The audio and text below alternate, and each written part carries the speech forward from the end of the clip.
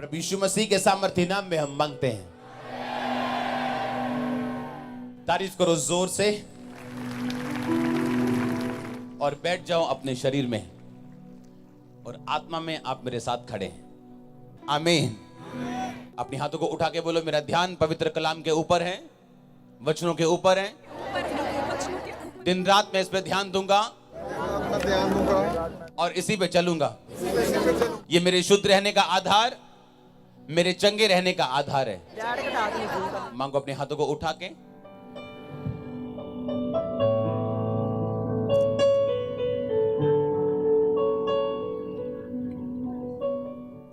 Hallelujah, आमीन। अपने पड़ोसी को बोलो, ध्यान से सुनना, क्योंकि सुनना जो तुम सुनते हो आज, उसके वचन से वो विश्वास पैदा करता है, और विश्वास के बिना तुम परमेश्वर को खुश नहीं कर सकते। आमीन। संडे मैंने आपको बताया था कि अगर आप सक्सेसफुल क्रिश्चियन बनना चाहते हो और वो मसीह बनना चाहते हो जो परमेश्वर के नजदीक रहे, तो आपकी लाइफ में ये 5 चीजें होनी चाहिए थी। वो कौन कौन सी थी 5 चीजें? पहला क्या था? आपकी प्रेयर सेल्फ सेंटर्ड नहीं होनी चाहिए। आमीन। कि जब भी प्रार्थना करने के लिए बैठे तो सिर्फ अपनी प्रेयर कर रहे हैं हम। जब भी प्रेयर शुरू की तो अपनी प्रार्थना कर रहे हैं। जब भी प्रेयर शुरू की चंगाई की प्रार्थना हो रही है, या जो मेरी जरूरत है उसके अनुसार प्रेयर हो रही। इसलिए बाइबल कहती है, तुमने जो मांगा वो पाया नहीं, इसलिए कि तुम व्यभिचार में उसको उड़ा दो। अब तुम मांगो तो पाओगे, क्योंकि तुम परमेश्वर की महिमा के लिए मांग रहे हो। आमीन। इसलिए अगर आज आप प्रेयर करने के लिए बैठे अपने घर में, तो आपकी पहली प्रेयर होनी चाहिए जो वर्शिप होनी चाहिए। इसलिए प्रभु यीशु मसीह ने अपने चेलों को बोला था, जब तुम प्रार्थना करने के लिए बैठो तो बोलो, हे हमारे बाप तू स्वर्ग में तेरा नाम पाक माना जाए। लोगों ने इसको प्रार्थना समझ लिया कि ये प्रार्थना है। ये प्रार्थना नहीं थी। कोई भी प्रार्थना 2 मिनट की नहीं होती। आपको क्या लगता है कि प्रभु यीशु मसीह चेले को डांट रहे हैं, ए चेले तू 1 घंटा भी मेरे साथ जाग नहीं सका? तो जब चेले बोले प्रभु मुझे प्रार्थना करना सिखा, तो परमेश्वर 2 मिनट की प्रार्थना सिखाएंगे क्या? यीशु मसीह मिनिमम बोल रहे हैं कि तू 1 घंटा भी नहीं जाग सका मेरे साथ, डांट रहे हैं उसको। और जब चेले बोल रहे हैं मुझे प्रेयर करना सिखा, तो क्या 2 मिनट वाली सिखाएंगे? हे हमारे बाप तू आसमान में तेरा नाम पाक माने तेरा राज आए, 2 मिनट की प्रेयर सिखाएंगे? नहीं। ये एक प्रेयर का स्टाइल था कि जब तुम पहले बैठो तो बोलो तेरा नाम पाक माना जाए, उसकी वर्शिप करो पहले 15 मिनट, 20 मिनट, आधा घंटा। परमेश्वर ने कहा जब तू प्रेयर करने के लिए बैठे तो मांग कि तेरा राज आए, हे पिता तेरा नाम पाक माना जाए। जब तू प्रेयर करे, तेरी प्रार्थना सेल्फ सेंटर्ड नहीं होनी चाहिए। कि जब भी परमेश्वर की हुजूरी में गए तो रोते और पीटते हुए गए, हे परमेश्वर तू नहीं जानता मैं कितनी दुखी हूं, तू नहीं जानता मैं कितना दुखी हूं, क्यों मेरा वीजा फेल हो गया, क्यों मेरे बेबी के साथ ये कर दिया, वो कर दिया, फलाने ने ये कर दिया। No no no no no no. आप जितने मर्जी दुखी हो, वचन नहीं मुड़ता उसका जो कहता है कि उसके फाटकों से धन्यवाद करते हुए, उसके आंगनों में स्तुति करते हुए प्रवेश करो। पुराने टाइम में जब औरतें या बंदे राजा की हुजूरी में जाते थे तो इस तरह से जाते थे। राजा के सामने जाने से पहले बोलते थे, हे राजा तू चिरंजीवी रहे, तेरा नाम ऊंचा हो, तू लंबी उम्र पाए। वो ऐसे राजा को बोलते थे। तब बोलते थे कि राजा एक काम आया हूं, मेरा ये काम मुझे करना है, आप कर दोगे क्या? तो राजा काम करता था। राजा के सामने निराश मुंह से जाने का मतलब ये होता था कि आपको राजा के ऊपर विश्वास नहीं है और आप राजा की ताकत पे भरोसा नहीं करते हो। और राजा लोग गुस्सा करते थे जब आप उनके प्रेजेंस में गिरे हुए मुंह और उदास मुंह के साथ जाते थे। तो सोचो, जो राजाओं का राजा परमेश्वर है, उसके सामने अगर सही रीति के साथ नहीं जाएंगे तो क्या होगा हमारा? कितनों को समझ आ रही है? अब आपको यह पता है कि मेरी प्रार्थना सेल्फ सेंटर्ड नहीं होनी चाहिए। जब मैं प्रभु की हुजूरी में बैठूं, वर्शिप करूं, प्रभु को यह बताऊं, परमेश्वर मैं तुझे पसंद करता हूं, मैं तुझ में बढ़ना चाहता हूं, मेरी आत्मा को बचा, मैं प्रार्थना में बढ़ना चाहता हूं, मेरी कमियों को दूर कर, मुझे वचन समझने में सहायता कर, अपनी आत्मा से मुझे भर, अपने वरदानों से मुझे भर। और फिर आप अपनी प्रेयर बीच में डालोगे तो परमेश्वर मना नहीं करेगा आपको। दूसरा पॉइंट था सिर पे तेल की कमी ना होना। अगर तेल है तो शैतान निशाना चूकता है। आमीन।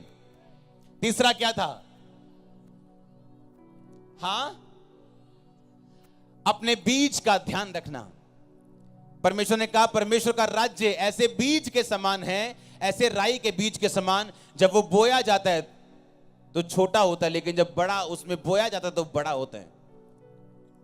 जिस क्रिश्चियन व्यक्ति ने अपने बीज का ध्यान नहीं रखा, अपने बीजों को बोया नहीं, चाहे वो पैसे में हो, चाहे वो प्रार्थना के हो, चाहे वो खुशी के हो, चाहे किसी की मदद करने के हो, वो फलों को और पेड़ों को और फसलों को काट भी नहीं सकता।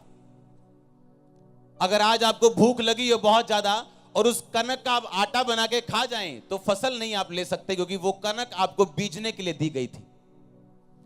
कई बार आप परमेश्वर से ब्लेसिंग मांगते हो कि परमेश्वर मुझे 5 लाख चाहिए ये घर में एंटर करने के लिए, थोड़े से पैसे रहते हैं, और परमेश्वर आपको 50,000 देता है बोने के लिए, एंटर करने के लिए नहीं। मेरी लाइफ की टेस्टिमनी है ये। वो बीज बोने के लिए होता है, जब हम बोते हैं तो फलवंत होता है। अपना बीज कभी मत खाओ। आमीन। चौथा पॉइंट क्या था? नम्र रहना। आमीन। और सेल्फ इन्फ्लिक्टेड डिजीज, यानी अपने आप को खुद दुखी करना। कैसे? जिस तरह बाइबल कहती है वो दुष्ट आत्मा वाला व्यक्ति अपने आप को पत्थरों से घायल करता था। अपनी बीमारी का कारण खुद होना, गलत खाना, अपना वेट बढ़ा लेना, बाद में प्रेयर लाइन में खड़े हो जाना, मेरे गोड्डे पे दर्द, प्रेयर कर दो जी। हाँ, चाहे डॉक्टर लाख बार बोली जाए कि आपके घर का पानी खराब है, आरओ लगवा लो, फिल्टर लगवा लो, नहीं जी पैसे नहीं है, लेकिन 20,000 का पित्ता निकलवा लेंगे, फिल्टर नहीं लगाएंगे। सस्ती चीज खा लेंगे गंदी वाली, वो कोई प्रॉब्लम नहीं है, पर डॉक्टर को जब पैसे देने पड़ेंगे वो ठीक है। ये सेल्फ इन्फ्लिक्टेड प्रॉब्लम्स होती हैं जो परमेश्वर नहीं देता, इंसान की अपनी मुश्किल, उसकी अपनी ना समझने की ताकत, क्या बोलूं मैं इसको, उसकी अपनी इग्नोरेंस, इंग्लिश में बोलते हैं इसे, अज्ञानता की वजह से। पांचवा क्या? नम्र रहना। आमीन। किस घर में गए थे प्रभु यीशु मसीह लास्ट भोज खाने के लिए? जिस व्यक्ति ने घड़ा उठाया हुआ था पानी का। हाँ या ना? पानी के घड़े व्यक्ति नहीं उठाते थे। अगर आज आपके घरों में मैं चला जाऊं पंजाबी लोगों के, तो अगर एक बंदा पोछा मारता हुआ मिलेगा तो आपको कुछ अलग महसूस होगा। हाँ या ना? वो नम्र व्यक्ति था, परमेश्वर ने उसके घर में लास्ट खाना खाया, क्योंकि ये आम बात नहीं थी एक व्यक्ति का घड़ा उठाना। हालेलुया। बाइबल कहती है जब तुम्हें ठोकर खानी हो तो घमंड आएगा आपकी लाइफ में। जब आपका ठोकर खाने का टाइम नजदीक आ गया हो आप घमंडी हो जाओगे, और जब ऊंचे होने का टाइम नजदीक आ गया हो आप नम्र हो जाओगे। लेकिन नम्रता और यहोवा के भय मानने का फल धन, महिमा और जीवन होते हैं। और नाश होने से पहले, ठोकर खाने से पहले मनुष्य के मन में घमंड आता है। आमीन। पैसे का घमंड। हाँ, रिश्तेदारी में सबसे अमीर है इसका घमंड, जीविका का घमंड लिखा, अपनी पोजीशन का घमंड, अपने गिफ्टों का घमंड लिखा। ये सब घमंड आपको ठोकर खाने पे मजबूर करते हैं। हालेलुया। तो आपका पांचवा पॉइंट क्या था? आपने घमंड नहीं करना। जितना आप नम्र होते जाओगे, बाइबल तो इतना तक कहती है अगर तेरा मालिक, तेरा बॉस नॉन बिलीवर हो, अविश्वासी हो, तो उसके भी अधीन रहे और उसकी ऐसी आज्ञा मान जैसे प्रभु की आज्ञा मानते हैं। आज तो लोग जो क्रिश्चियन बॉस हैं उनकी आज्ञा नहीं मानते। आजकल तो लोग पास्टर्स की आज्ञा नहीं मानते हैं, जिनके मुंह से निकला एक वर्ड आपकी लाइफ को बना और बिगाड़ सकता है। तो जहां इस आज्ञाकारिता में कमी आती, वहां ब्लेसिंग्स में कमी आती। आपकी लाइफ में 2 योजनाएं होती हैं परमेश्वर की। एक होती परफेक्ट सिद्ध इच्छा, जिसमें आशीषें ही आशीषें होती हैं। एक होती है सिद्ध नहीं, आपकी ढीठ पुणे की वजह से इच्छा होती है, जिसमें आशीषें भी होती हैं और श्राप भी होते हैं। आपको सिद्ध इच्छा में चलना है। आमीन। नहीं जी मुझे नॉन बिलीवर से शादी करनी है, यह सिद्ध इच्छा नहीं है प्रभु की। हाँ, तो पांचवा पॉइंट, अपने पड़ोसी को बोलो नंबर बन। आमीन। छठवां पॉइंट जो आपकी लाइफ में होना चाहिए, मैं आपको 10 पॉइंट दूंगा, अगर आपने फॉलो किए तो कॉन्ग्रेचुलेशन है। एक वचन मैं पढ़ूंगा बाद में, आपने उसे ध्यान से सुनना। यशाया 55 उसकी 11 आयत में लिखा, परमेश्वर ने कहा जो वचन मैं अपने मुंह से निकालूंगा वो व्यर्थ मेरे पास वापस नहीं आएगा। बोलो ऊंची आवाज में, जो वचन मैं अपने मुंह से दूंगा वो व्यर्थ मेरे पास वापस नहीं आएगा। ये किसने कहा? परमेश्वर ने। किसको? आपको। अब ध्यान से सुनना। आपकी तरक्की के बीच में, आपके चमत्कार के बीच में और आपके बीच में एक ही चीज का फासला है। वो फासला, उसका नाम है रेमा वर्ड। रेमा वर्ड उस वचन को बोलते हैं जो वचन परमेश्वर आपको डायरेक्ट देता है। अंधे होके मत चलो। बोलो अपने पड़ोसी को। एक बार 3 लड़कियां जा रही थी मीटिंग में, क्रूसेड हो रहा था, मीटिंग में जा रही थी, रास्ते में बाढ़ आ गई, बारिश आ गई, बाढ़ आ गई, नदी उफान पे चली गई। उन्होंने कहा परमेश्वर क्या हमारा परमेश्वर नहीं है क्या? क्या पतरस ज्यादा स्पेशल था? छलांग मारी तीनों ने कि पतरस की तरह हम भी पानी पे चलेंगे, तैर के डूब के पहुंच जाएंगे। तीनों डूब गई, तीनों मर गई। वो देश अविश्वासी देश था। अगले दिन अखबारों में आ गया, कहां गया ईसाइयों का परमेश्वर, कहां गया पतरस का परमेश्वर, कहां गया वो परमेश्वर जो पतरस को पानी से बचा लाया था। अब वो परमेश्वर कहां चला गया? आप जानते, जब पतरस को प्रभु ने पानी पे चलाया था तो परमेश्वर को पतरस ने क्या कहा था? पतरस ने कहा था, प्रभु अगर तू ही है सामने मेरे तो मुझे तू मुंह से आज्ञा दे कि मैं पानी पे चल के तेरे पास आऊं। पतरस ने यह नहीं कहा परमेश्वर मैं आ रहा है तेरे को पानी में चल के मैंने संभाल ले। पतरस ने कहा अगर प्रभु तू मेरे सामने खड़ा है ना तो मुझे आज्ञा दे, मैं पानी पे चल के तेरे पास आना चाहता हूं। परमेश्वर ने कहा आ जा, तो पतरस पानी पे चला। इसे बोलते हैं रेमा वर्ड, जो खास प्रभु आपकी लाइफ में आपको देता है। वो मिलता कैसे? सुनो ध्यान से। अब मैं आपको बताता हूं। एक सफल और असफल व्यक्ति के बीच में रेमा वर्ड का फर्क है। एक असफल और सफल बिजनेसमैन के बीच में रेमा वर्ड का फर्क है। एक सफल सेवकाई और फेल सेवकाई के बीच में रेमा वर्ड का फर्क है। एक बीमार क्रिश्चियन और एक चंगाई पाने वाले क्रिश्चियन के बीच में रेमा वचन का फर्क है। वो रेमा वचन सबके लिए नहीं है। वो रेमा वचन बाइबल में नहीं लिखा। वो रेमा वचन आपको कैसे मिलता है वो मैं आज आपको बताऊंगा। हालेलुया। बाइबल कहते हैं रेमा वचन पाने के लिए जो छठा पॉइंट आपकी लाइफ में होना चाहिए वो परमेश्वर की हुजूरी है। आमीन। अगर परमेश्वर की हुजूरी आपकी लाइफ में नहीं है तो आप परमेश्वर के रेमा वचन को अपनी लाइफ में कभी नहीं पा सकते, चाहे आप किसी भी चर्च के मेंबर क्यों ना हो। क्योंकि रेमा वचन या तो परमेश्वर का दास आपको देता है या परमेश्वर तब आपको देता है जब प्रभु की हुजूरी आपकी लाइफ में हो और आप वचन पे मनन करने वाले व्यक्ति हों। रेमा वचन पाने के लिए जो पहला काम आपने करना है वो ये है, आपके घरों के दरवाजों के ऊपर, आपके चौखटों के ऊपर, आपके कमरों के ऊपर, ऑफिसेज में, गाड़ियों के ऊपर प्रभु का वचन लगा होना चाहिए। यह पहला पॉइंट है। आप जब अपने घर में एंटर करो तो वहां पे फोटो नहीं लगी होनी चाहिए प्रभु की, वहां प्रभु का वचन लगा होना चाहिए। फोटो लगी हो साथ में वचन हो, कोई प्रॉब्लम नहीं। उस फोटो को हम माथा नहीं टेकते हैं, ये यहां के बच्चे को भी पता है। आमीन। तो पहला काम जो रेमा वचन पाने के लिए आपने करना है ये कि आपके घरों में, आपकी बाइबल पे, आपके जहां कहीं वचन लिख सकते हो लिख लो। क्यों? मैं आपको बताता हूं क्यों। जब मैं दुखी था और निराश था और बीमार था, मसीह में आने के बाद भी, सेवा करने के बाद भी, पवित्रताई में रहने के बाद भी, पैसा बोने के बाद भी, तो परमेश्वर की आत्मा ने मुझे बोला था बाइबल पढ़, और मैं बाइबल पढ़नी मैंने शुरू की।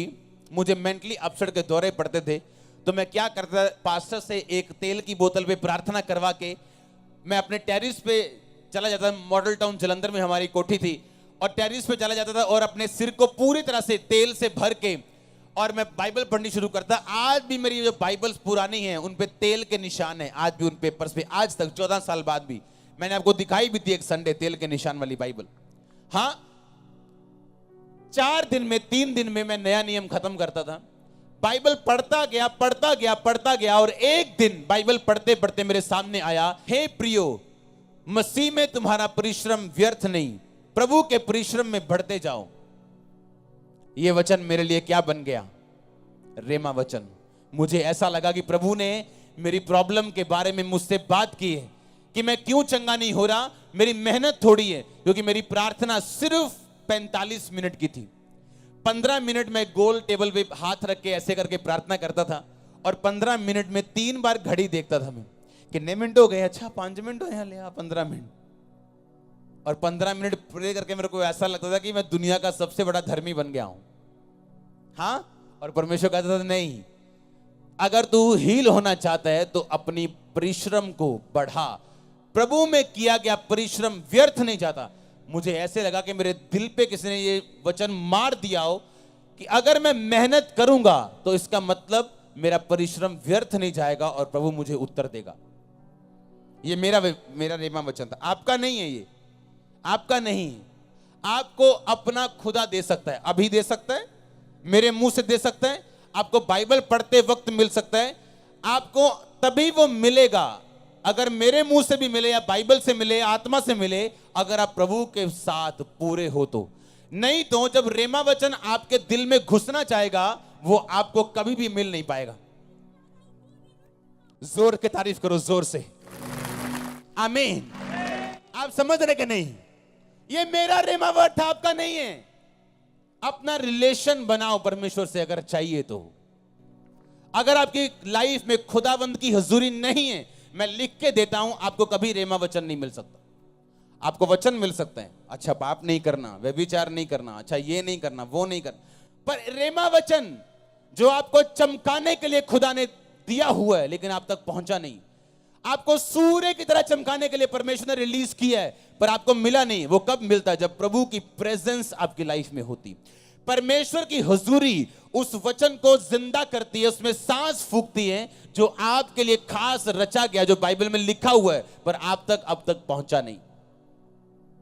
यह फर्क है एक क्रिश्चियन में और एक सफल क्रिश्चियन में। आप 20 साल चर्च जा सकते हो और बिना रेमा वर्ड के क्रिश्चियन हो सकते हो। It is possible. इसलिए लोग बोलते हैं मैं 40 साल से चर्च में हूं, मैं 10 साल से चर्च में हूं, लेकिन क्यों फर्क नहीं पड़ रहा? भाई रेमा चाहिए तेरे को, वो वचन चाहिए जो रेमा हो। जो बाइबल आप पढ़ते हो वो लोगोस वचन है। लोगोस वो हर बंदा पढ़ सकता है, उससे आपको ज्ञान मिल सकता है, आप पापों से छूट सकते हैं। पर एक खास वचन जो आपके लिए, आपकी परिस्थिति के लिए, खास आपके लिए परमेश्वर दे, वो लेने के लिए आपको लगातार लोगोस वचन पढ़ना पड़ेगा, क्योंकि लोगोस वचन से ही रेमा निकलता है। अगर आप लोगोस में नहीं हो, अगर आप बाइबल रीडिंग में नहीं हो, नॉर्मल बाइबल रीडिंग में नहीं हो, आपको रेमा वचन कभी नहीं मिल सकता। हालेलुया। शैतान कभी भी रेमा वचन से नहीं जाता, वो लोगोस से जाता है, वो लिखे वचन से जाता है। पर आपकी लाइफ में जो काम होता है वो रेमा वर्ड से होता है। लेकिन मैं अभी शैतान के बारे में अभी इतना नहीं जाऊंगा, मैं गहराई में नहीं जाऊंगा। जिस बात के लिए मैं बोल रहा हूं मैं उसी में रहूंगा। आमीन। तो आपको क्या करना है? आपको प्रभु की हुजूरी में रहना है। अगर कोई पाप है प्रभु की हुजूरी में जो आपको दूर करता है उसकी हुजूरी से, उसे छोड़ दो। कोई गुनाह है, ढिठाई है, छोड़ दो। कोई ऐसी चीज है जो प्रभु को नाराज कर रही, उसे छोड़ दो, मत करो उसे। क्योंकि अगर प्रभु की हुजूरी नहीं होगी तो मेहनत व्यर्थ जाएगी, आपके पास्टर की भी, आपकी भी। और दूसरा क्या? आपके घरों के बाहर, आपके कमरों में, आपकी बाइबल्स पे, जहां लिख सकते हो खुदा का वचन लिखो। अपनी शर्ट पे लिख के रखो। इतना दिमाग में घुसा लो वचन कि एक दिन वो वचन जाग जाए आपके लिए। आमीन। तो रेमा वचन पाने के लिए आपको क्या चाहिए? परमेश्वर की हुजूरी और वचन के ऊपर ध्यान। अपनी दीवारों के ऊपर, एंट्री में, डोर्स पे आपने क्या लगा के रखना है? हाँ, क्या लगा के रखना है? अपने वचन को लगा के रखना है। आमीन। क्योंकि अगर प्रभु की हुजूरी आपकी लाइफ में नहीं है, आप ओपन हो अटैक के लिए, शर्मिंदगी के लिए, गिरने के लिए, किसी भी चीज के लिए शैतान आपके रास्ते ओपन है। अगर प्रभु की हुजूरी आपकी लाइफ में नहीं है तो वही बाप सुरक्षा कर पाता है जो बच्चा उसके कहने पे हो। जो बच्चे कहने से बाहर होते हैं, बाप निकलवा देता अखबार में, मेरा फलाने फलाने के साथ कोई लेना देना नहीं। हाँ, कोई लेन देन करे तो खुद जिम्मेवार है, क्योंकि ये मेरे कहने से बाहर है। आमीन। आप अपने बाप के कहने के अंदर हो के बाहर, ये आपका दिल जानते हैं, मुझे बताने की जरूरत नहीं। आप जानते हो कि आप अपने स्वर्गीय बाप के प्रभु यीशु मसीह के कहने के अंदर हो या नहीं। हालेलुया। जोर से बोलो हालेलुया। आमीन। छठा, प्रभु की हुजूरी आपकी लाइफ में होनी चाहिए। सातवां, ताकि वचन रेमा आपको मिल सके, जो कि वचन पे ध्यान करने से ही आपको मिलता है। आमीन। अब आपने ये देखना है कि कैसे आप अपने दिल और दिमाग को वचन से भर सकते हो, ताकि वो रेमा वचन आपके अंदर एक दिन जाग जाए। वो कभी भी जाग सकता है। मुझे बाइबल पढ़ते महीनों हो गए थे जब वो जागा था। आप ऐसे नहीं कर सकते कि आज मैं 2 घंटे बाइबल पढ़ूंगा, मुझे रेमा वचन चाहिए। हो सकता है आपको 6 महीने ना मिले, पर बहुत सी बातें आप सीख जाएंगे बाइबल से। वैसे प्रभु आपसे बात करेगा, जिंदगी सुधर जाएगी, और एक दिन वो वचन भी आपको मिलेगा जो आपके लिए बना हुआ है। आमीन। तो बाइबल को आपने किसी लालच के तहत नहीं पढ़ना कि आज मुझे प्रभु का वचन मिल जाए जो मेरे लिए बना हुआ। आपने इसको पढ़ना है बस परमेश्वर की इच्छा को पूरा करने के लिए, उसकी सिद्ध इच्छा को जानने के लिए। आमीन। और अगर छठा प्रभु की हुजूरी है, सातवां आपको रेमा वचन अगर मिला, तो आप सफल में होंगे, आप चंगों में होंगे, आप सफलता, ब्लेसिंग्स और आशीष वाले क्रिश्चियन लोगों में होंगे। और आमीन ऊंचा चाहिए मेरे को। बाइबल कहती, परमेश्वर ने कहा, जब तू उपवास करे, अपने पड़ोसी को बोलो जब। अगर नहीं, बोलो तेरा वाला अगर है। आमीन। आप समझ रहे कि नहीं? क्या लिखा बाइबल में? जब तू, कि अगर तू। इसका मतलब अगर मैं उपवास वाला क्रिश्चियन नहीं हूं तो मैं रियल क्रिश्चियन नहीं हूं।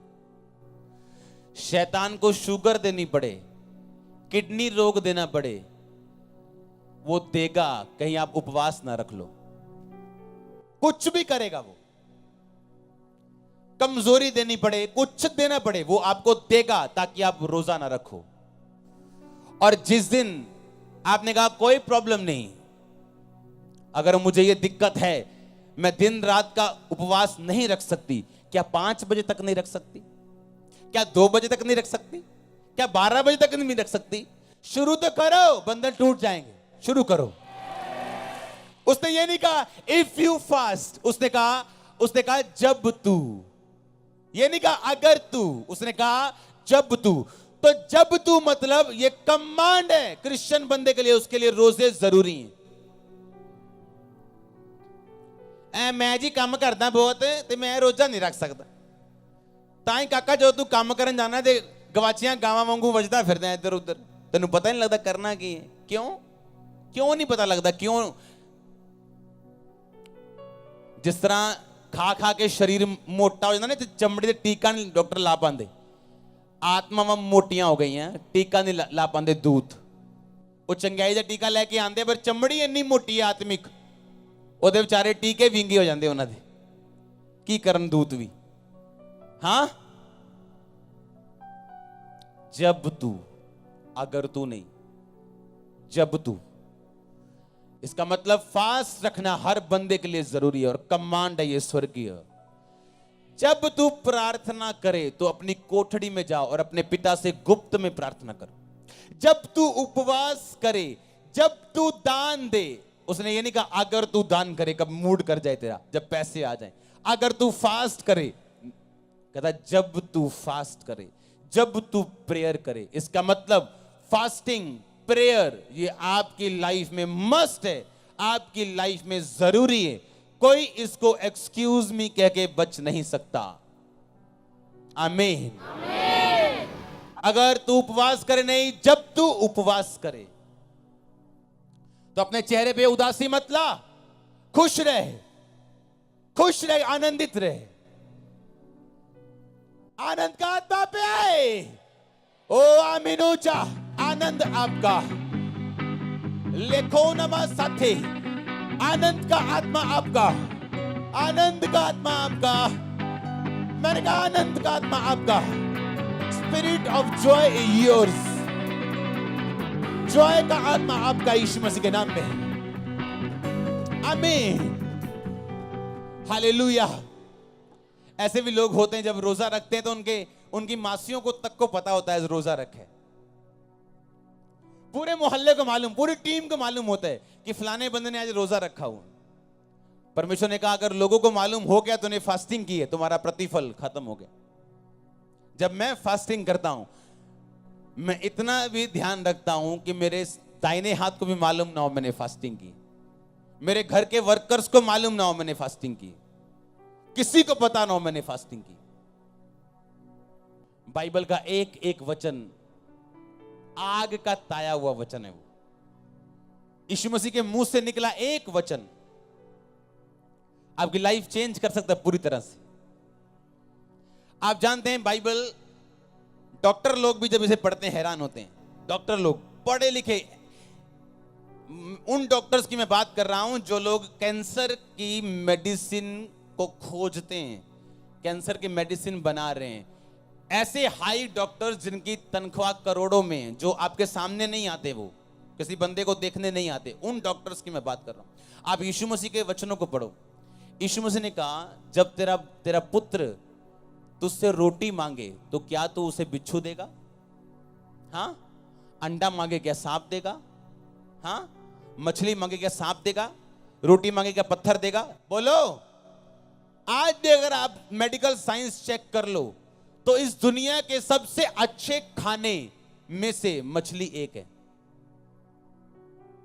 जाओ किसी डॉक्टर से बात कर लो। आज भी नॉन वेज लोग ना खाएं कोई प्रॉब्लम नहीं, बाइबल खाने के लिए नहीं, ना खाने के लिए नहीं बोलती। आज भी अगर आप चेक करो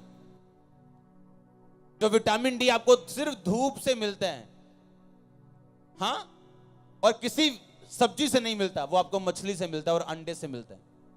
अंडा, मछली और रोटी दुनिया का सबसे हेल्थी फूड है। जाओ चेक कर लो मेडिकल साइंस, जो यीशु मसीह के मुंह से निकला वो बेस्ट है भाई, वो बेस्ट है, बेस्ट है वो। मैंने कहा उसे साइंस तोड़ नहीं सकती।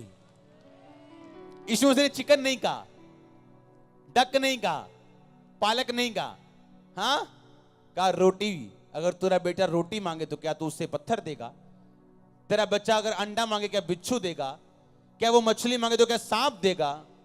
ये तीन चीजें देख लो अपनी लाइफ में। डॉक्टर से पूछ लो, मेडिकल साइंस से पूछ लो, गूगल बाबा से पूछ लो,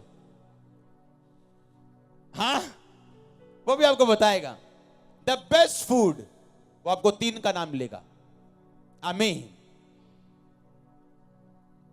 यीशु मसीह के मुंह से निकला एक वचन आपके लिए, आपकी बेहतरी के लिए, सांस फूका हुआ, जीवन पाया हुआ वचन अगर अंदर गया तो कुछ होने वाला है। आप डेड फील नहीं करोगे अपने बिजनेस में, अपनी जॉब में, अपने कैरियर में, अपनी स्पिरिचुअल लाइफ में, अपने घर में, अपनी मैरिड। आप डेड फील नहीं करोगे अगर वर्ड ऑफ गॉड, ये सांस पाया हुआ, अगर पवित्र आत्मा का फूका हुआ वचन आपके अंदर है तो। आमीन, हालेलुया। परमेश्वर ने कहा था तुम मन्ना खाओगे। आसमान से ना मन्ना गिरता था। आप ध्यान से सुनना, वो लिखा वो तेल के बने पुए के समान, मशरूम तो है नहीं था वो, आप ऐसा बोल सकते हो। आप एक बात जानते हो, वो नॉनवेज फूड नहीं था। कौन सा था? वेजिटेरियन। हाँ के ना? 40 साल इजराइलियों ने वो मन्ना खाया और आप बिलीव करो वो कभी बीमार नहीं हुए, कभी भी। उनके पैर नहीं फूले, बाइबल कहती, मन्ना खा के। मेडिकल साइंस के मुताबिक अगर आप सिर्फ मशरूम खाओ तो आप में और चीजों की कमी हो जाएगी, फाइबर की कमी हो जाएगी, चीजों की कमी हो जाएगी। लेकिन वो मन्ना खा के 40 साल कोई बीमार नहीं था, निर्बल नहीं था, सब मजबूत थे, एक भी निर्बल नहीं था। 20 लाख लोगों में एक भी बुजुर्ग ऐसा नहीं था जिसे उठा के लेके जाना पड़े। ये उसके वर्ड की ताकत है। आमीन। और आज भी अगर आपने परमेश्वर की बात को सुना तो उसमें ताकत है आपको उठाने की। आमीन। आप समझ रहे कि नहीं? उसकी हुजूरी में रहना, डिवाइन वर्ड, रेमा वर्ड परमेश्वर से लेना, उसको लिख के रखना सब तरफ, हाँ या ना? प्रेयर और फास्टिंग वाली जिंदगी जीना, हाँ या ना? और गैर भाषा में बातें करना, 9वां पॉइंट। किसमें बातें करना? अगर नहीं है प्रभु आपको देगा। बाइबल कहती है जब तू गैर भाषा में बातें करता है तो अपनी ही उन्नति करता है। जो गैर भाषा में बातें करते हैं वो अपनी उन्नति करते हैं, जो भविष्यवाणी करते हैं वो कलीसिया की उन्नति करते हैं। इसलिए अगर तुम अपने शरीर, प्राण, आत्मा की उन्नति चाहते हो तो तुम गैर भाषा में बातें करोगे। अगर गैर भाषा तुम्हारे पास नहीं है तो परमेश्वर के दास पौलुस ने कहा तुम परमेश्वर से मांग सकते हो, वो गैर भाषा तुम्हें दे सकता है। आमीन। मुझे गैर भाषा जब मिली थी तो 3 वर्ड मिले थे और वो प्रेयर करते हुए मुझे मिले थे। अगर आप गैर भाषाओं में बातें करें तो आप स्वर्गदूतों की बोलियां बोलेंगे और बाइबल कहती है कि आपकी प्रार्थना शैतान समझ नहीं पाता और आप भेद की बातें आत्मा में होकर परमेश्वर से बोलते हैं। एक बंदा उठा रात को, बिल्कुल आधी रात को, बेचैन हो गया, एकदम बेचैनी उसे हुई, उठ गया एकदम। उसे मालूम नहीं था क्यों उठा, बेचैन क्यों है। पवित्र आत्मा ने कहा गैर भाषा में प्रार्थना कर। गैर भाषा में प्रार्थना करता करता करता करता 1 घंटा बीत गया, बेचैनी खत्म हो गई। उसे मालूम था कुछ हो गया ऐसा, मेरा काम खत्म हो गया, होली स्पिरिट ने मुझसे प्रार्थना करवा ली, सो गया। थोड़े दिन के बाद अपने सगे भाई से मिला। उसके सगे भाई ने कहा फलानी फलानी डेट को मुझे हार्ट अटैक हो गया था और जब मुझे डॉक्टर के पास लेके जा रहे थे तो वो मेजर हार्ट अटैक था और मेरी डेथ हो गई थी। और मुझे मालूम नहीं क्या हुआ उस टाइम कि एकदम से मुझे झटका सा लगा और मैं उठ गया और मेरा हार्ट ठीक है अब तक। और उसने कहा कि उसी दिन को होली स्पिरिट ने मुझे बेचैन कर दिया और मुझे मालूम नहीं था कि बेचैनी क्यों है और मैंने गैर भाषा में प्रार्थना करनी शुरू कर दी। अगर उसके पास गैर भाषा ना होती तो आप ये सोचो अगर वो अपनी भाषा में प्रार्थना करता तो कितनी कर लेता। मैं एक बुक लिख रहा हूं आपके लिए, जल्दी आपको दूंगा। उसमें मेरा 40वां प्रेयर पॉइंट है कि परमेश्वर जो मैं नहीं मांग सका अपनी जुबान से वो भी मुझे देना जो मेरे लिए जरूरी है। मैं आपको सिखाऊंगा बहुत सी चीजें। आमीन। तो उसमें उसको मालूम हुआ कि उस दिन होली स्पिरिट ने उसे उठाया और उसके भाई को बचाया। तारीफ करो होली स्पिरिट के लिए जोर से। आमीन। एक दिन एक लड़की को किडनैप करके ले गए, किडनैप कर लिया, गाड़ी में बिठा लिया, उसका रेप करने वाले थे। वो लड़की आत्मा में भरी हुई थी, उसने गैर भाषा बोलनी शुरू कर दी। जैसे ही उसने गैर भाषा बोली वो लड़के आपस में किसी एक बात से लड़ने लगे। इतना लड़े वो, उन्होंने गाड़ी रोकी, लड़की को धक्का देके बाहर निकाला और चले गए। और ये रियल स्टोरी है, आपको मिल जाएगी इंटरनेट पे। गैर भाषा कंफ्यूज करती है एनिमीज को, दुश्मनों को। गैर भाषा प्रभु की भाषा है, गैर भाषा आपकी उन्नति के लिए। इसलिए पौलुस ने कहा मैं सबसे ज्यादा कलीसियाओं को बनाने वाला प्रेरित हूं, सबसे ज्यादा पत्रियां लिखने वाला प्रेरित हूं, और उसने कहा सबसे ज्यादा गैर भाषा बोलने वाला भी मैं हूं। आमीन। इस मीटिंग में आने से पहले मैं सिर्फ गैर भाषा में प्रार्थना करके आया हूं। गैर भाषा आपको स्वर्गीय जो भाषा है परमेश्वर की, जो ना हिंदी है, ना पंजाबी है, ना इब्रानी है, वो आपको ट्रांसलेट करती है आपकी आत्मा के अंदर। आमीन। फिर आपको मालूम होता है पुलपिट पे किसी की रसौली निकली है और आपको लगता है कि शायद मैं विश्वास से बोल रहा हूं, किसी की रसौली निकली। कुछ चीजें विश्वास से नहीं बोली जाती, देखकर बोली जाती हैं होली स्पिरिट से। आमीन।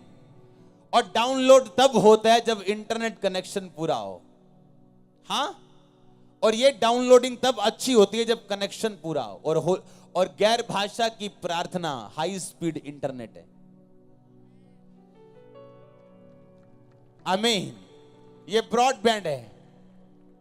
हाँ, आपकी भाषा में सुपर इंटरनेट है। ये 2G वाला नहीं है, 5G वाला है, 4G से भी आगे है, 6G 7G है, 1000G वाला इंटरनेट है ये। आमीन। और आपके ऊपर डाउनलोड होती हैं चीजें, आपको मालूम होता है आपका सगा भाई कोई गलती में है, आपके सगे भाई का दोस्त गलत है, आपको मालूम होता है चीजों को, फिर आप ध्यान से उन चीजों को कवर करते हो। अपनी लाइफ का मेजर डिसीजन लेने से पहले अगर आपकी लाइफ में प्रेयर नहीं है तो वो डिसीजन शैतानी है।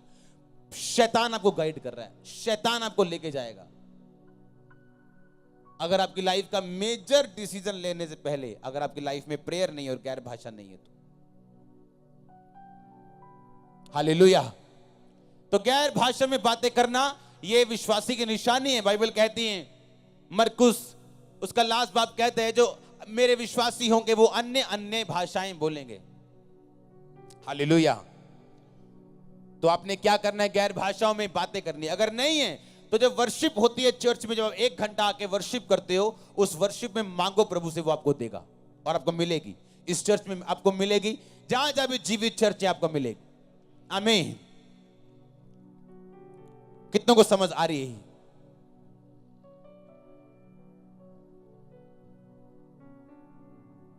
बोलो अपने पड़ोसी को, बोलो हुजूरी में रहना, डिवाइन रेमा वर्ड लेना, प्रार्थना उपवास में रहना, ये तेरे लिए जरूरी है। ऊंची आवाज बोलो आमीन, आमीन। ये आपके लिए क्या है? जरूरी है। लास्ट पॉइंट जो आपकी लाइफ में है वो ये, कभी भी अगर चाहते हो कि होली स्पिरिट से आप भरे रहो और आपकी लाइफ में रुकावटें ना हो, तो सब नॉन बिब्लिकल डिस्कशन से बच के रहना। आमीन। जितनी बातें, जितनी डिस्कशन, जितनी कथा कहानियां जो लोगों के पास आप बैठते हो, जो चुगलियां, जो बातें जितनी नॉन बिब्लिकल हो, उनसे बच के रहना हमेशा। क्योंकि मैंने बहुत बार देखा है डिस्कशंस करने के दौरान परमेश्वर का आत्मा लोगों को छोड़ के चला जाता है।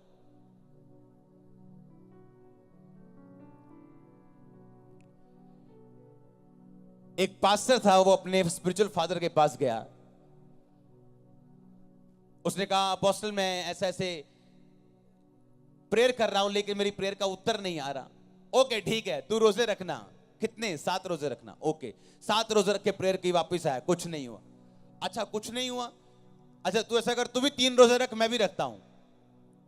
3 उसके फादर ने रोजे रखे। अच्छा क्या हुआ? कुछ नहीं हुआ। प्रॉब्लम और बढ़ गई। क्या हो गया? ये बुलाया, बिठाया और होली स्पिरिट ने कहा, क्योंकि जब आप अपना काम कर लेते हो और फिर आपकी बस हो जाती है, होली स्पिरिट आपको बताता है। और होली स्पिरिट ने बोला, इससे पूछ कि एक जगह तेरी बुराई हो रही थी और ये उस जगह इन्वॉल्व था तेरी बुराई में। और उसने कहा, तू एक जगह पे था जहां लोग मेरी बुराई कर रहे थे। उसने कहा, हां जी मैं था, लेकिन मैंने अपना मुंह नहीं खोला। उन्होंने कहा, अगर तेरा मुंह नहीं खुला पर तू उस डिस्कशन में शामिल था कि नहीं? कहता था। कहता ये कारण है तेरी प्रार्थना का उत्तर ना आने का। नॉन बिब्लिकल अनहोली डिस्कशन से हमेशा बच के रहना। घटिया लोग लोगों के बारे में बातें करते हैं, ये घटिया लोगों की निशानी होती है। घटिया लोग जब भी बैठेंगे सिर्फ लोगों की बातें करेंगे। एवरेज लोग जब भी बैठेंगे इवेंट्स की बातें करेंगे, घटनाएं जो उनकी लाइफ में हुई। टॉप लोग जब बैठेंगे विजन के बारे में बातें करेंगे, क्या करना है, कैसे करना है, कैसे बढ़ना है, क्या करना है, क्या करें और कौन सा स्टेप लेना है, क्या करना है, जो भी करना है करो। और घटिया लोग जब बैठेंगे लोगों के बारे में बातें करेंगे, वो ऐसा है, वो ऐसा है। ये घटिया लोगों की निशानी है। ऐसे घटिया लोग ना तो कहीं खुद पहुंचते हैं और ना अपने चेले बाल को कहीं पहुंचने देते हैं। नोट कर लेना, मैं भी यही हूं, आप भी यही। ये मशरूम चर्च तो नहीं है जो उठा और खत्म। अभी 14 साल हुए, अभी हजारों साल जब तक यीशु मसीह ना आए यही है। तो ये आप भी इसके गवाह होंगे और मैं भी आपका गवाह हूंगा। घटिया लोग और उनके चेले बाल के ना खुद कहीं पहुंचेंगे ना उनको पहुंचने देंगे। एवरेज लोग जो ठीक ठीक लोग होते हैं वो इवेंट्स के बारे में बातें करते हैं, घटनाएं क्या हुई। और जो टॉप लोग हैं वो सिर्फ विजन के बारे में बातें करते हैं, हमें क्या करना है। आमीन। मुझे किसी के फेल या किसी के पास होने का कोई मतलब नहीं, मुझे अपने आप से है कि क्यों प्रभु ने मुझे दिया, क्या मैं कर पा रहा हूं कि नहीं। आमीन। अच्छे लोग, बेस्ट लोग अपनी डिस्कशंस विजन के बारे में करते हैं, अपने दर्शन के बारे में। तो अगर आपने 10 पॉइंट पूरे किए तो कांग्रेचुलेशन होने वाला है चर्च। हालेलुया। आप देखेंगे किस तरह आप आगे बढ़ते जा रहे हैं और किस तरह रास्ते खुलते जा रहे हैं, वेज ओपन होते जा रहे हैं, किस तरह से होली स्पिरिट आपके रास्ते ओपन कर रहे हैं, किस तरह से डिवाइन हेल्पर्स वो आपकी लाइफ में भेज रहे हैं। आपको मालूम होगा किस तरह से वो आपको ऐसे लोगों से मिला रहे हैं, किस तरह से वो आपके रास्ते खोल रहे हैं। आमीन। आपका अगुआ कभी रॉन्ग नहीं हो सकता, हमेशा ध्यान रखना। आपके अगुए और आपके परमेश्वर के बीच में जो हमेशा सही होगा वो परमेश्वर होगा। आपके और आपके अगुए के बीच में जो हमेशा सही होगा वो आपका अगुआ होगा। इसको हमेशा ध्यान रखना। आमीन।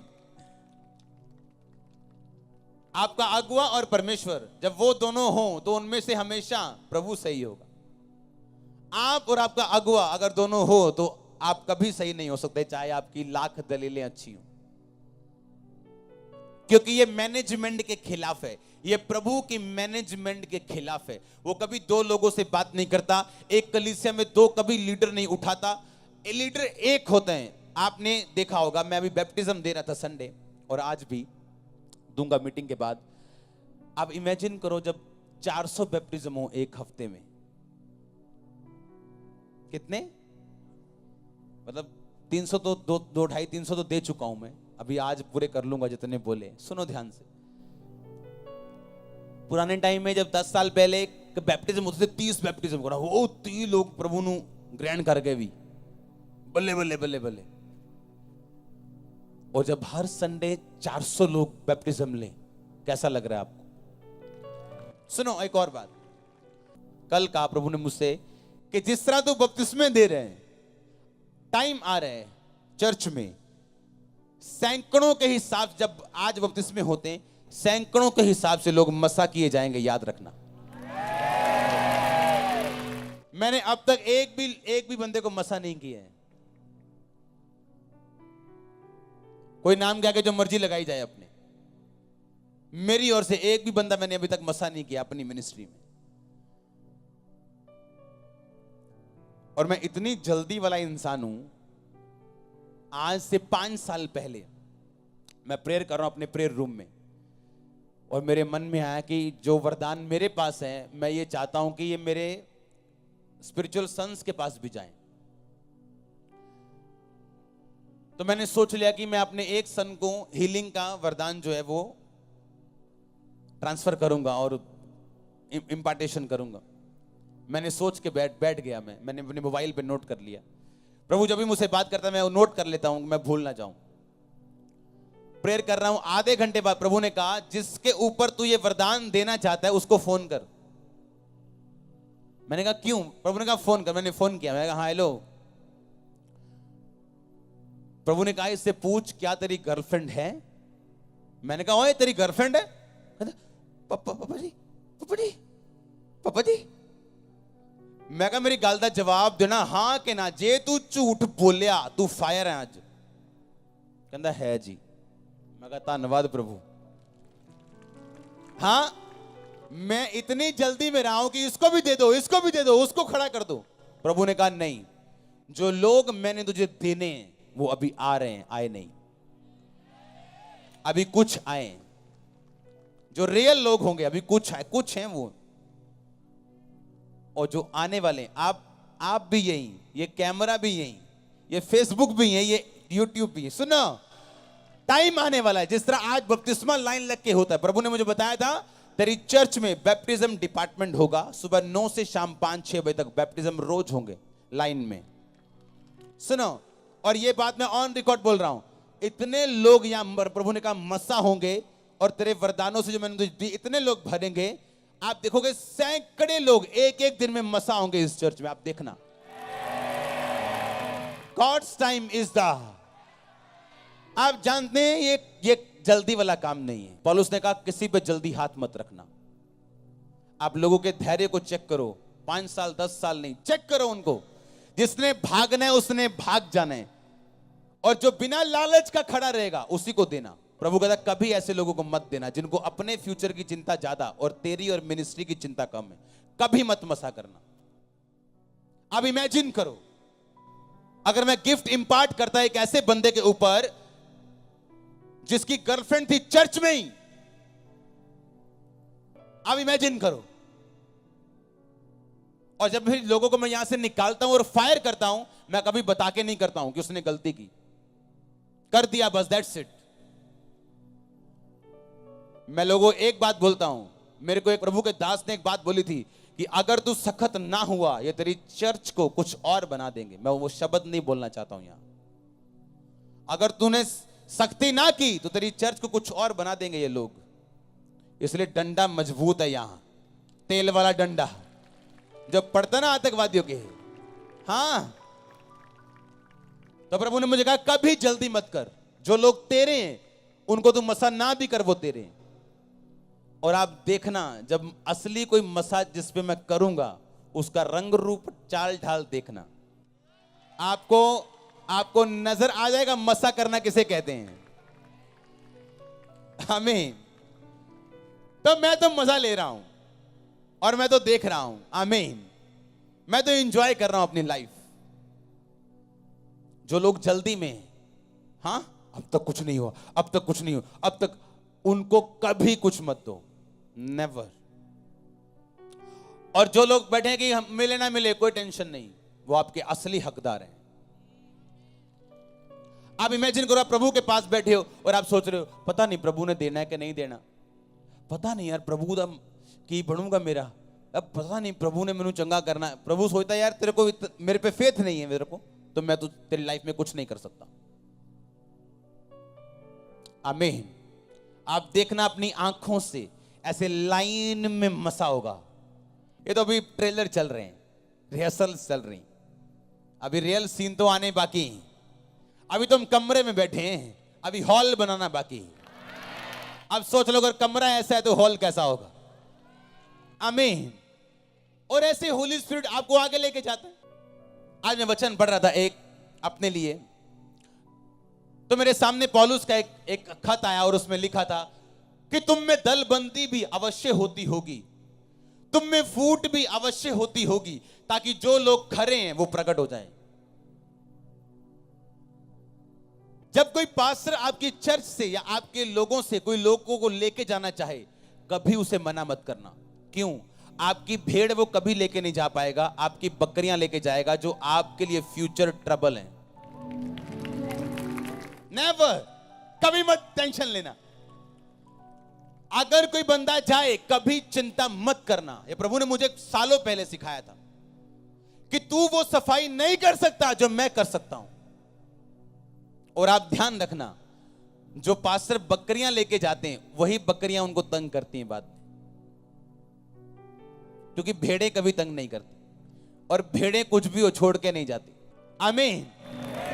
तो इसलिए प्रभु ने कहा शांति रखो, एंजॉय करो, हां हौसला रखो, सब कुछ अंडर कंट्रोल है। आमीन। Everything, hallelujah. आपके दुश्मन आपकी हेल्प कर रहे होते हैं ऐसे लोगों से बचने के लिए जो आपके लिए फ्रूटफुल नहीं, फ्यूचर में उनका कोई स्थान नहीं आपकी लाइफ में। आमीन। और वो काम आप नहीं कर सकते, वो काम आपके दुश्मन कर सकते हैं। इसलिए प्रभु ने कहा अपने दुश्मनों को ब्लेस करो, प्रेयर करो, डोंट वरी। कितने मेरी बातों को समझ रहे हैं? क्योंकि आप ऐसे लोगों को अपने करीब नहीं रख सकते हो जो आपकी ओबीडियंस में ना हो। हां, मेरे ख्याल से अगर आपने फ्रेंडशिप कर ली, हेलो बोल दिया, तो आप व्यभिचारी हो मसीह में आके। अगर आप मिनिस्ट्री में हो तो जरूर नहीं आप टच करोगे या आप गलत काम करोगे तो आपने गलत हो। आप अगर ऐसे हो तो आप गलत हो मेरी निगाह में, क्योंकि सेवकाई डिमांड करती है high holiness, high obedience, high discipline, क्योंकि ये दुनिया का सबसे बड़ा काम है जो आप कर रहे हो, सबसे बड़ा। अमेरिका के राष्ट्रपति के पास एक बंदा नौकरी लेने गया। अमेरिका के राष्ट्रपति ने बोला पहले क्या करते थे? कहला पहले पास्टर था। कहता भाई साहब इससे ऊपर मेरे पास नौकरी नहीं, जाओ वही करो, कोई जॉब नहीं इसके ऊपर। पास्टर हो ना, इससे ऊपर कोई जॉब नहीं, जाओ वही करो। हालेलुया। तो प्रभु आपको बचाते हैं अगर होली स्पिरिट आपके पास है तो। आमीन। मूसा चाहता था अभी लोग छूट जाएं। जब वो 40 साल का था, लोग मैच्योर नहीं थे। सिर्फ मूसा की बात नहीं, लोग भी मैच्योर नहीं थे कि वो छूट जाएं। परमेश्वर ने 40 साल निकाले और लोगों को मैच्योर करने के लिए। आप चाहते हो कि पर लोग खड़े हो जाएं, मसा हो जाएं, ये हो जाएं, पर वो मैच्योर नहीं। उनके काम बताते हैं, कर्म बताते हैं, बातें बताती हैं, वो मैच्योर नहीं। हालेलुया। लेकिन जो काम आज नहीं हुआ वो कल होगा, प्रभु करेगा, और बेटर नहीं बेस्ट करेगा। और ये वचन होली स्पिरिट की ताकत से सील हो चुका है। परमेश्वर का आत्मा मुझसे करे आमीन। ऊंचा शिशु जी चर्च। हालेलुया। आप संडे का वचन दोबारा सुनेंगे इंटरनेट से, आज का वचन दोबारा सुनेंगे, लिखेंगे, नोट्स बनाएंगे तो नोट किए जाएंगे। बोलो अपने पड़ोसी को नोट्स बना, ताकि तू नोट किया जाए। जिसने नोट्स नहीं बनाए वो नोट नहीं किया गया। God bless you all. आमीन। ऊंचा शिशुंची, आमीन। ऊंचा शिशुंची। मैंने कहा गॉड ब्लेस यू ऑल। आमीन।